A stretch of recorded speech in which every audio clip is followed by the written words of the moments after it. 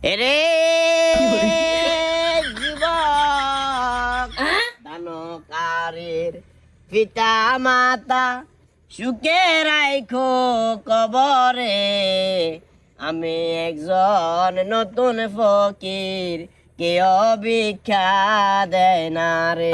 বাবা রে, তোমার কাছে আইছি, তফিকে যা আছে 5 টাকা হারো, 10 টাকা হারো, 1000 টাকা হারো, 2000 টাকা হারো, যা আছে আরে সাহায্য করো।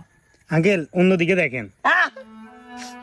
অন্যদিকে দেখেন, এই যে অন্যদিকে দেখেন কথাটা যদি বিক্রি করন যাইতো, আমি মিনিমাম 2000 টাকার মালিক থাকতাম।